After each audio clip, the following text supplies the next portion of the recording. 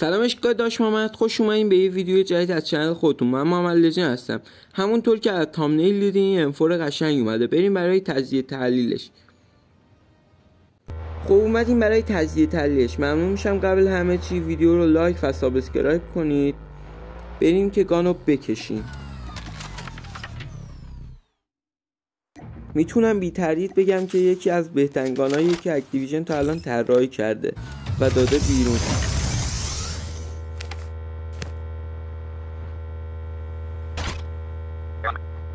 اینجا گان دوم کشیدم که خودش هم پی تو وینه و راحت‌تر میتونیم انفو رو تجزیه تحلیلش کنیم. بریم یه جایی هم برای تجزیه تحلیل پیدا کنیم. خب اینجا خوبه. همونطور که میبینید نقطه AK-117 که وسط گانه بهتره، رنگش سبزه و قابل مشاهده تره، ولی نقطه M4 رنگش کمتره و یه ذره باش پلی دادن سخت میشه.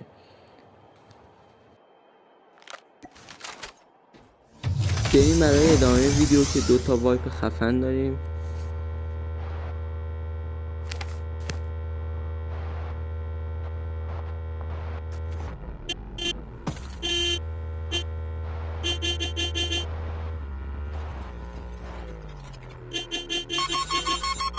Tank has been delivered.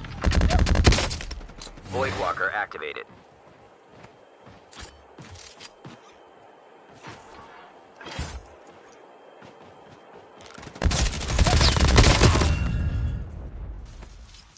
Airdrop has been delivered.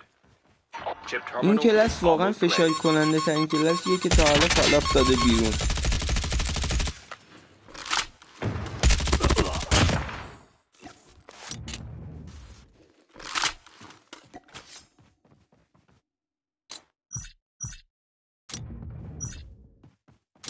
The safe zone is collapsing.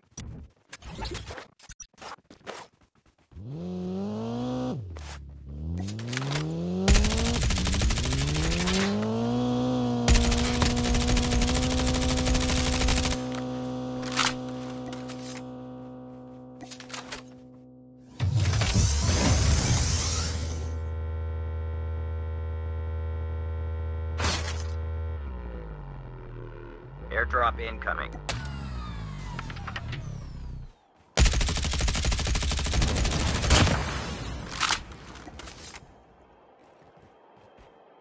Airdrop has been delivered.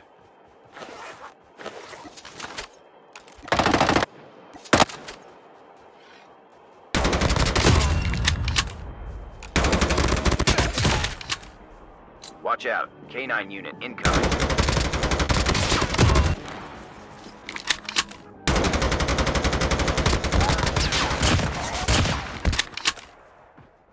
Void Walker activated.